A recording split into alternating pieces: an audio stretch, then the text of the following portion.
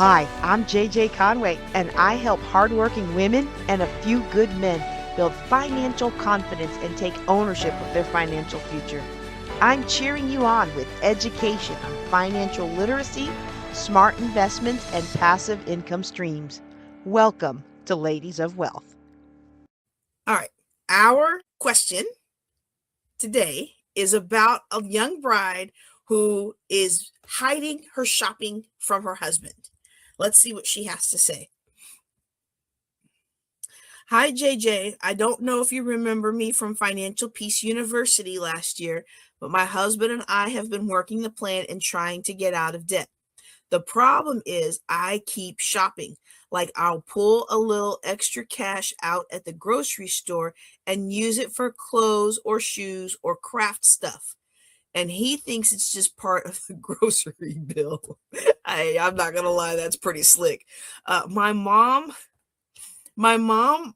said that's just what wives do. You hide the bags in the back of your closet and bring them in later. All right, where's all my 40s and 50s women at? You know that's true. That was so true. I hope it's not true anymore, but it was so true back in the day. you you hide the bags in the back of the closet and bring them in later. And then if he asks, you can say, "Oh, this, I've had it forever. Oh, this whole thing, oh, I've had it forever." But he's been working 2 jobs and packing his lunch every day so we can get out of debt. And I'm starting to feel really guilty.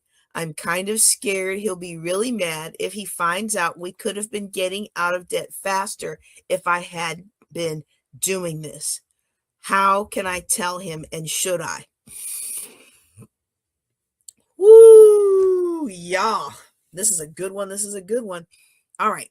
Okay, first of all, let's address the easiest one. Should you tell your husband? I think yes. The real question is how. Okay, how do you tell your husband? And I am a big fan of honesty, so I would never tell anybody to lie. But what's happened in the past has happened in the past, and so there's a couple of different approaches that I would take with this person if we were sitting down. And I encourage you, if you are watching or listening, because I'm going to email a response. But if you're watching or listening and you don't get the email, because the Ramsey system does not allow us to email you guys anymore like it used to. That's why a lot of people haven't heard from me, because I never pushed them to go into my website. So you sent this in to Ladies of Wealth.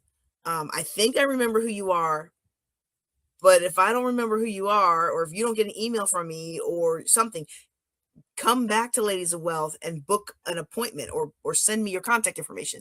Okay, so I can reach out to you, because we should sit down and strategize on this. Because the thing is you're not going to get out of debt any faster than the unity that y'all have in your marriage and in your goals. And so what I have to uncover, and I have to help you uncover as a financial planner and as a financial coach, is I have to help you uncover what's at the source of all of this.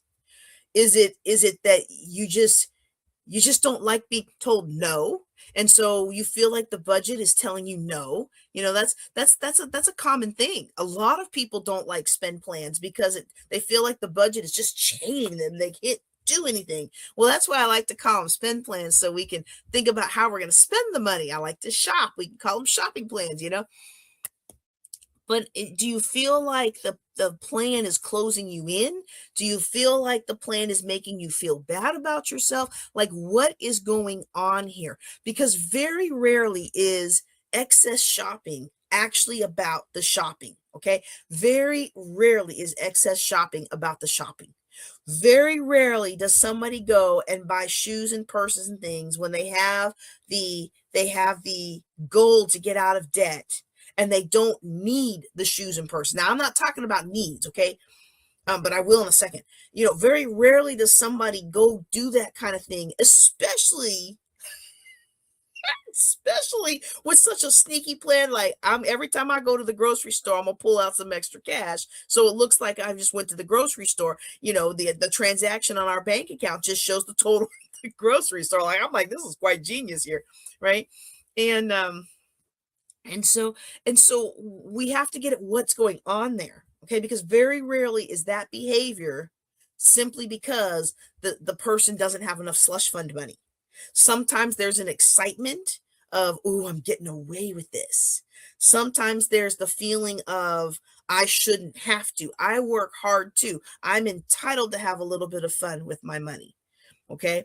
Sometimes there's a feeling of hopelessness in other areas that you haven't been able to address, frustration in other areas that you haven't been able to address, anger or irritation or toxicity in other areas that you haven't been able to address. And the shopping then becomes a symptom of your body and your brain's inability to deal with the underlying problem.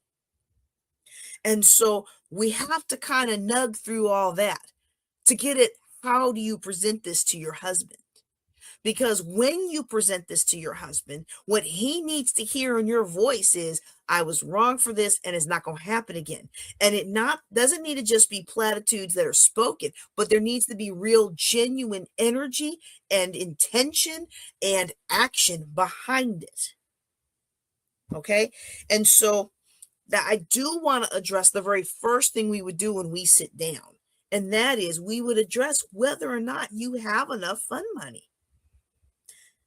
Because if you don't have enough fund money or you aren't adequately budgeting, spend planning for the things that you need, that's a whole separate issue. Now, I'd be honest with you, I don't find that very often in today's world. Like, I very rarely find in today's world that people are sneak buying, sneak shopping because they don't have enough money budgeted, spend planned. Okay.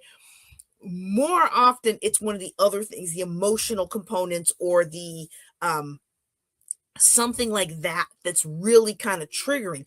And I, as a professional coach, a certified professional coach, right, I know how to help uncover those things, and I also know how to be like, okay, this is what I can help you handle as a coach. This over here needs a counselor. Okay. And so when you work with me, you can get that sense of, okay, the JJ's got my back. She's going to help me uncover what I need to know. And she's going to point me in the right direction if what I need takes a deeper level of expertise than what she can offer me in that moment. Okay. So you don't have to worry about that with me. If you start uncovering stuff, I've got some good counselors on speed dial who will help you out in the moment.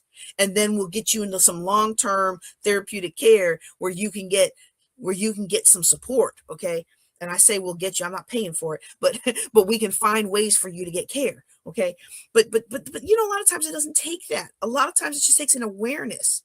It takes an awareness of, wow, this is how I'm feeling, and this is how I'm choosing to deal with that feeling rather than addressing the feeling. Okay. But in the situation where the person is not given enough money to spend plan in the first place, that's a completely different issue. And one of the things that when I facilitate Financial Peace University or when I teach my own money classes, one of the things that we really emphasize is everybody has to have an input to the spend plan. So even if one person is the more nerdy type that does all the spreadsheets and the planning and likes to crunch the numbers, the other party still has to show up to look at the budget, and they still have to make some changes so that they can feel like they are invested in it and so that their equities can be heard. Because here's an interesting thing about life of the party fun flighty types.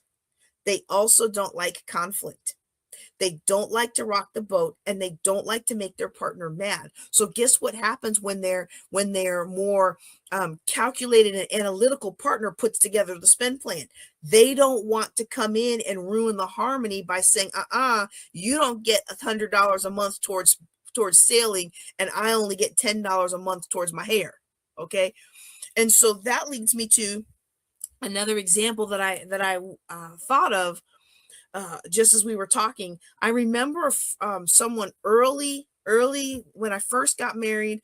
I think it was my ex-husband's pastor. Honestly, I'm not quite sure, but I'm pretty sure it was my ex-husband's pastor.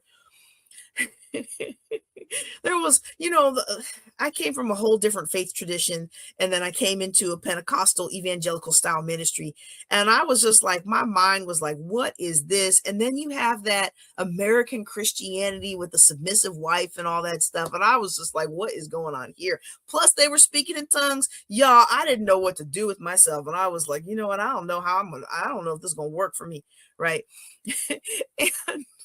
and And that man got up and he started talking about how one of the biggest mistakes he made early in his marriage is he did not account for his wife's maintenance money.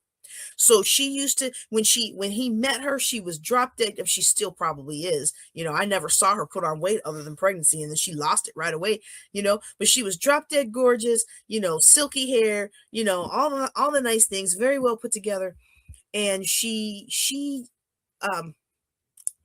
didn't realize that just doesn't fall off the tree. You don't just roll out of bed and look like this. You know what I mean?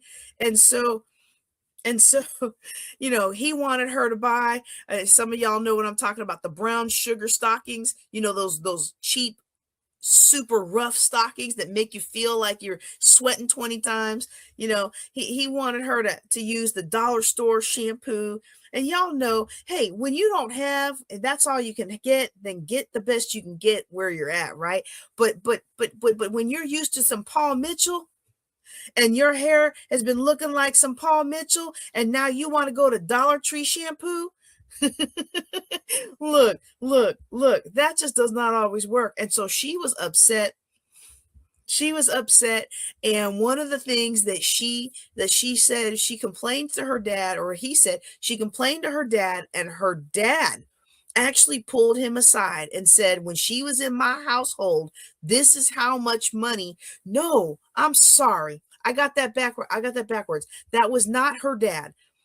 This was what he said he was going to do for his daughter. I'm so sorry. But they didn't even have kids at that point. But he said if he ever had a daughter, this is what he was going to do. He was going to pull that man aside if he had a daughter and she wanted to get married. Can I just start that part over? And so he was telling us about the fact that she needed maintenance money, and that if he ever had a kid and one of those kids was a daughter, that he was going to tell her future husband, this is her maintenance budget. Because if you want her to look the way she looked when you fell in love with her, you're going to have to pay what it cost to keep her looking like she looked when you first fell in love with her. And guess what? A lot of people don't do. Guess what a lot of people don't do? Thank you, brother. I appreciate you. Guess what a lot of people don't do? A lot of people get into these relationships, they stop doing what they did in the first place to attract the mate, and then they wonder why the mate is no longer attracted to them. Or in his case, he got into this relationship, but he was so frugal, he tried to put her on the most max extreme budget and then was upset that her hair frizzy. Well, you know what? If you don't get your hair done and you use raggedy products, your hair gonna be frizzy. Okay. So with this couple, if this couple is not accounting enough for the things that she likes and needs, can we do all the likes and needs when we're trying to climb out of debt? Look, when I was $800,000 in debt, my fund money every month was $2. I mean, every week was $2. $2 a week. I would go to grocery shopping once a week. I would pull out $5 from the commissary, and $3 would go to the checkout lady, and as her tip, and another $2 would go into my envelope for spending on my son. And now the Lord blessed me. One of the things, and I teach my clients this: when you make a commitment to your financial future, doors just open up. They just open up. They open up, and you're just like, wow. They just open up, and you don't have to pay for this, and you don't have to pay for this, and you don't have to pay for that, and you don't have to pay for that. Now those doors don't open up to me like that anymore. But they did when I needed them to. Sometimes they do, but for the most part, I'm not famous enough yet. I'm famous in a 10-mile swath, right? No, I'm not even famous in a 10-mile swath. Maybe a 10-second swath. But one day, no, but even then, this is going way, way off the rails here. What I'm trying to say is, it doesn't bother me that those doors don't open to me because I'm not in the situation I was back then. And that's what I was really trying to say. So with this couple, are they accounting in the spend plan for what she needs to go do her job and to go look? Men can get away with a lot more than women can in most jobs. Okay. Now, depending on where you live and depending on what your job is, and I don't remember what this couple, because I'm trying. There's 2 or 3 couples that I kind of think that they are, but they didn't leave me any contact information, so I don't know who they are. Okay. But there's a couple of young couples. One of them just had kids, and I'm kind of thinking this might have been. But depending on where you live and depending on what your job is, Clark Howard he wears the same shorts and polo shirt. He's been wearing that same outfit for years. Polo shirt from Sam's Club or Costco, and tan shorts. That's what he's been wearing for years. Spoke on some impressive stages wearing a polo shirt and tan shorts. And you know what, with ladies, it doesn't normally work that way. So, if she has a desk job where she has to be seen every day, she can't just wear the same, wash and wear the same shirt and the same pants every day. Or, she doesn't just get one pair of jeans and 5 t-shirts and call that good. Now, I remember back in the day when that's what I had to do, but when you can do better, you do better. And sometimes, and now I'm sure this applies to men too, okay? I'm sure that sometimes it applies to men, but a lot of times it applies more so to women, that if you don't look good or appropriate or confident or put together or presentable, if you don't look appropriate for the role that you're in, you may not be in that role much longer. And men get way more grace in this area than women, okay? So I'm not justifying her purchases. I'm not justifying her I'm not justifying her hiding the stuff. Now, I remember back in the day, when I first graduated from the Air Force Academy, I already made more money than my parents did put together. And the same with Philip's father. He made more money than his parents did at that time. And so we just had plenty of money. We didn't do well with it. I mean, honestly, we squandered and traveled a lot of it away, but those were good trips and good traveling. And I don't regret that. But one thing that I did find very odd was when I first moved and I became friends with some ladies from our church. And so I was the military person, but for them, their husbands were the military person. They were military spouses.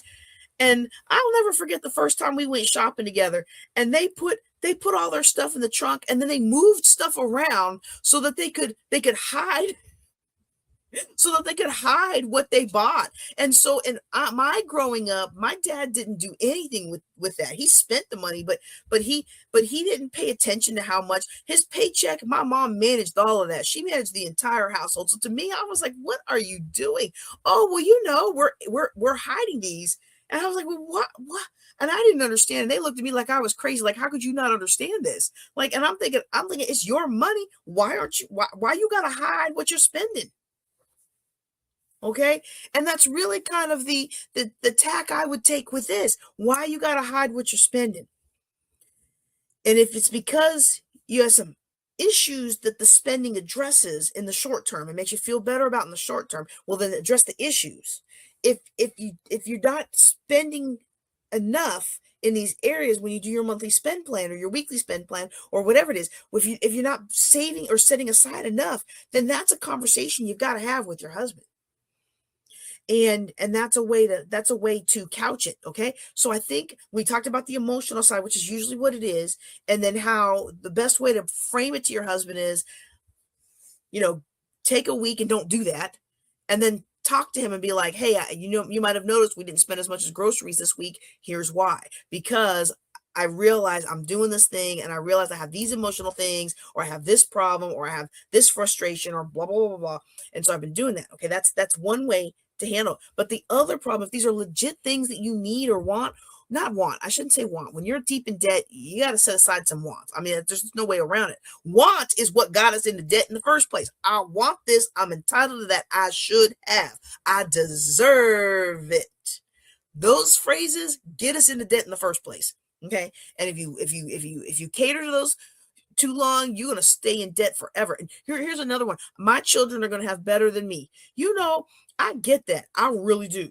I get that. But the bottom line, you can't control what your kid's going to do. And not only that, you could do everything you wanted to and pour into them and sacrifice everything for your kids, and they are not they may not go the way you want them to go. They may take a different path. And then lastly, on the kids' point, especially if you got young children, let me tell you something. Young children are not going to care if they have the latest clothes. They might whine or cry, but they're not going to care. Before about fourth or fifth grade, maybe third grade. I think about fourth grade, at least from what I'm saying. I've been subbing every year my child gets older. I sub a higher level, right? And I'm noticing in fourth grade where the ladies are becoming young ladies. And so I think that's probably the age where it matters more. But a kindergartner, you know what? Whether her hair is perfectly coiffed or whether it's braided and pulled back, she's not going to care. Whether she has the latest outfit or whether she's wearing something that's just okay, she's not gonna care. In fact, if you're listening to me right now and you got young children at home, use this time to go scorched earth, just sock everything away at debt, and then that way you will have something when that young lady becomes a teenager and she wants to look her best, and now she's got to deal with mean girls and bullies and all that kind of stuff. You want to be able to have the funds to support her. And somebody's like, oh, well, I had a client like, well, if I don't take care of their appearance now, at 4 years old, they might have that problem later on. I'm like, a 4-year-old really does not require as much as you think they do. I know I've passed through that stage twice, And not only that, you don't know where you're going to be living 10 years from now. You don't know where you're going to be living 5 years from now. But I'm going to tell you what you're not going to be doing 20 years from now if you keep catering to these kids and you don't put aside something for your future and you don't get out of debt. You're going to have a hard road to hoe. Because now you're going to want to do for your kids. And now you got senior pictures, you got junior trips, you got all these things. And then, of course, the kids are more judgy and even the teachers are judgy. And you're not going to have the money to do it because you didn't take care of it back when you could have when they were little. Now, that was not the question I was supposed to be answering. But you know what? Somebody needed to hear that. Okay, so with this person, we talked about if it's an emotional issue, start working on addressing that. And then come talk to your husband from a place of, this has been happening. I'm sorry, I have changed my ways. And you want to really have changed your ways, okay? If it's the issue that y'all aren't putting enough in the spend plan for those things, that's an honest question. Like, hey, can we add this? Can we add this? And then when husband is like, well, we don't have any space in the budget. Well, I can trim some out of the grocery, okay? And you might say, well, JJ, why aren't you just saying to tell him? I'm not saying to just tell him right now because I don't know if you're going to do your part. And if you come clean and tell him you're never going to do this again and you turn around and do it again, then that's going to hurt even worse. You can give this a week or two to show that to give yourself a command and follow it. I'm not saying hide it for him forever. I'm saying give yourself a command and follow it. This week when you go to the grocery store, no pulling out extra cash. Or if you've been pulling out, I don't know, she didn't say how much it was, but you've been pulling out $50 or $25, pull out $2. Okay, pull out $5. Drop it down and see if things won't change for you energetically. Because when they change for you energetically, here's the thing that people don't know. When they change for you energetically, it will change the dynamic of your relationship. What? It will change the nature of your relationship because you will have new energy. You say, well, I don't understand all that. I don't understand it either. Like I told y'all, and I tell y'all all the time, I am not a counselor. I don't play one on TV. I don't understand it, but I've experienced it. Like anytime I learn a new skill, anytime, this is going to be TMI, I'm sure. Anytime I've learned a new skill or I've grown in some level of confidence, I can tell the difference in my energy. I can tell how it impacts my husband. Usually it makes me more attractive. I can tell the difference. And so our energy impacts your guilty energy, your negative energy, all the energy associated with this is impacting your husband, whether you ever tell him or not. So you got to tell him. I'm just suggesting take a week and see if you can really let it go.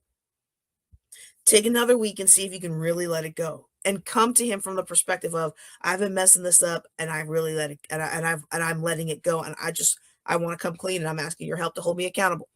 That's a different conversation than if you try it for a week or try it for 2 weeks and you realize I can't let this go. Those are two different conversations. And what you don't want is to get into the conversation with your husband and have him think you're in a situation where you can't let that go and he can't ever trust you again. And now you have to deal with that, as opposed to, I had a problem and I solved it. Men are, again, I'm being stereotypical today, but men are problem solvers. Men are problem solvers, and they don't like just whining and this is gonna sound bad. They don't like just whining and crying, and you just, oh, I don't know what I'm gonna do. I don't know what I'm gonna do. No, they like it better. It's like, hey, here was a problem. Here's how we solved it. And I want some guys to comment on here. I want some guys to comment and say if I'm telling the truth or not. Two things I learned about guys being in the military: they are not mind readers. You cannot expect them to read your mind what you want. And two, they do not like, if they don't have to put up with it, and they don't, this is why they have to remind themselves all the time, just listen to her, don't try to solve the problem. They do not like having problems that can't be solved. They do not like having problems they can't solve. They do not like bringing to them problems you don't want them to solve. And this is not a problem he can solve. It's only a problem you can solve. And the best way to approach it is to be like, this was the problem, and here's how I've solved it. Or, I've tried to solve it on my own. I can't. I need your help. But either way, he sees that you are genuine about your intent to change the behavior. I want to make sure I've gotten everything on that question. Let me think. We talked about the emotions. We talked about the not spending. There's one other thing we need to talk about, and I don't know how to bring it up. And that is, you feel guilty about not helping your husband get out of debt faster because you're kind of siphoning off some money on the side. We talked about making the spend plan account for things that you need. Okay. If you're in a work environment, we are not the children of Israel. Our clothes are not going to last 40 years without ripping and falling apart. Our sandals are not going to last 40 years without coming apart. Okay. I have not seen, we're not walking in that dispensation. Now, I would mind it. And I really do feel that when I was $800,000 in debt, the Lord protected me with grace. Man, things lasted so long. I still have clothes from that time. Most of the shoes don't fall apart because my feet grew as my belly grew, but I still have clothes from that time. But if you're in a professional environment, you're going to have to replace your clothes. If you don't have the money to replace the clothes often, you're going to have to be more creative about that. But you're still going to need money to wash them more often, because you can't show up to work stinky. Okay. It's like people are like, oh, I'm going to sell the car. I'm going to do this. I'm going to do this. I'm going to do that. I'm like, okay, let's strategize something that you're really going to do, not just all this pie in the sky stuff that you're going to do for a week and then you're going to go back to your old ways and do worse. Okay. And so you have to make sure things get into the spend plan that are necessary. This isn't just in our relationships, but it's also when we're at work. How many of us at work have had our budgets cut, and rather than push back, we just absorb it? We figure out a way to make it work, right? Because that's what a team player does. Let me tell you something. There's a reason that most of my units were well funded when I was in the military, and other scientists and other engineers who were a part of or leading other organizations would lose their funding left and right. Let me tell you why I got so much funding for my organizations. First of all, I was vocal and knew how to ask for money in terms that the money people and the leadership could understand, rather than just beeps and squeaks and lines on a page. Okay, that was one thing. But the other thing is, anytime you took away some of my budget, the first thing I did is say, okay, what part of my mission is getting cut? Anytime you took away some of my budget, I made sure you knew that there was going to be a pain associated with that. And 9 times, well, maybe 8 times out of 10, they would turn around and be like, oh no, we're going to restore some or all of your funding.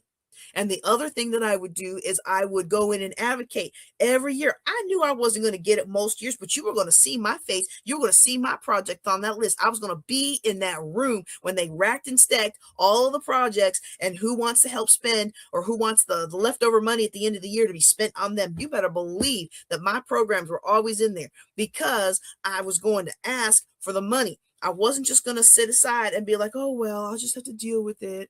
Oh, well, what can I do? Oh, well, they've taken away my funding.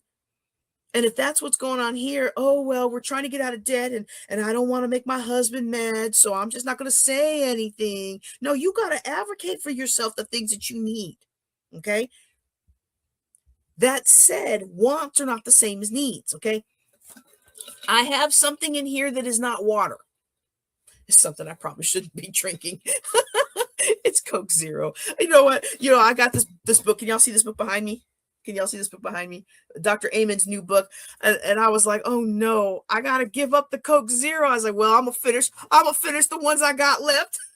I'm going to finish those first because I was like, oh no, I got to be awake for my class.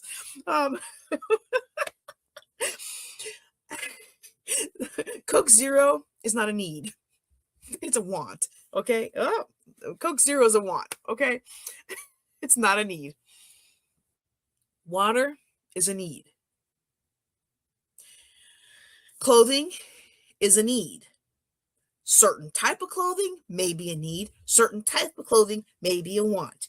Having yourself well groomed and presentable is a need, especially if you work. It's a need. I'm not going to make money talking to y'all about money looking all raggedy.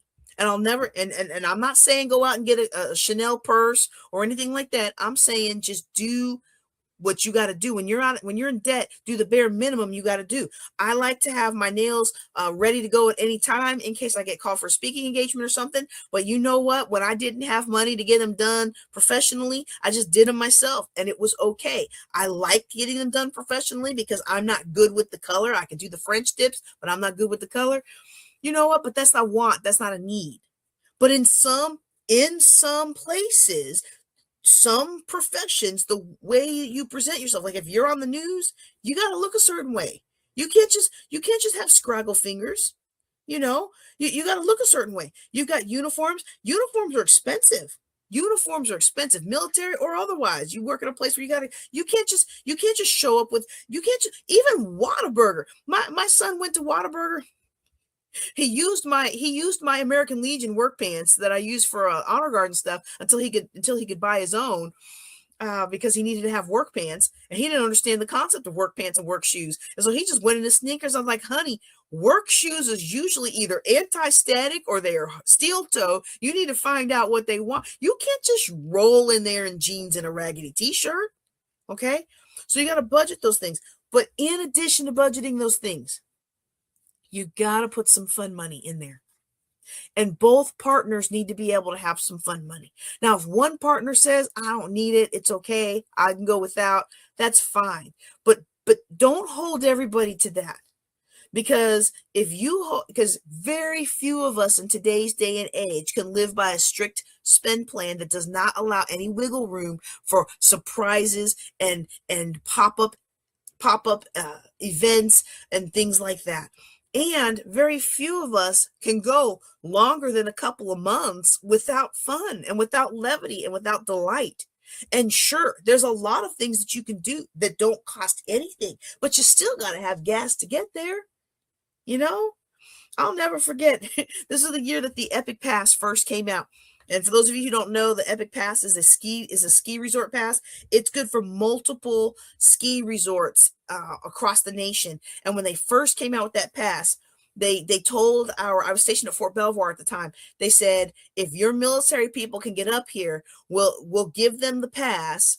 And I think it was like, a regular day cost to ski at Liberty, I think was like $80 or something like that.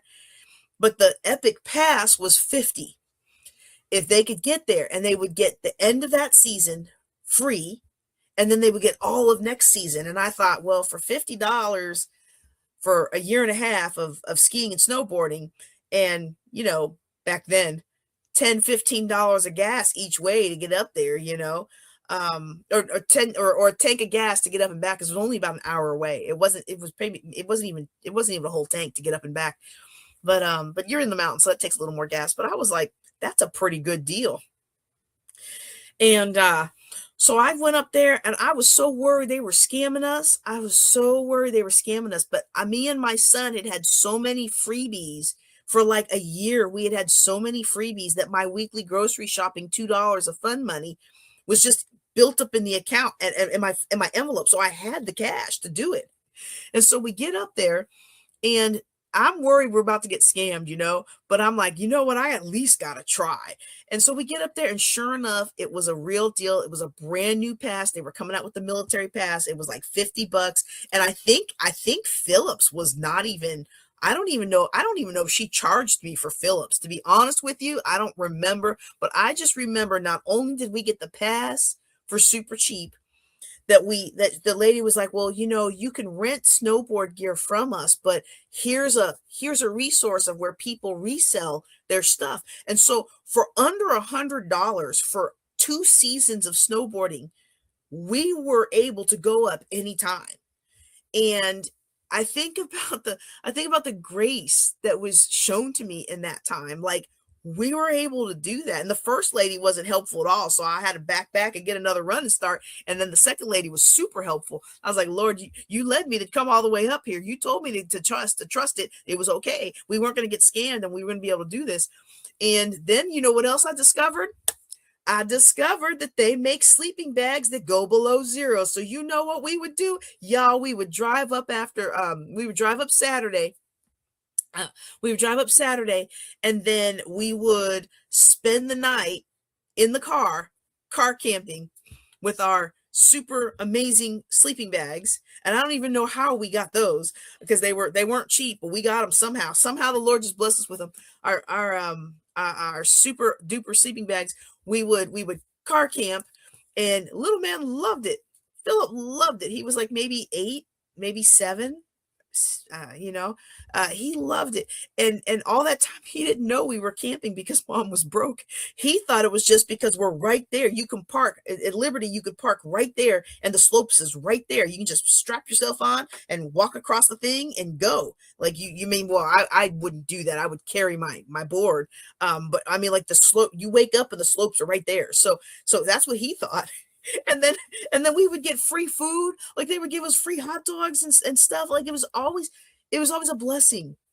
And I guess I'm trying to say all this because I want you to be encouraged that you don't have to have a dreary, drudgery life to get out of debt. If you'll make a commitment to your financial future, things like that will open up for you. I promise you they will. They have never not opened up for any of my clients. Every single one of my clients that has held on to the plan has experienced the same thing. And it's a precious and very emotional dispensation of time.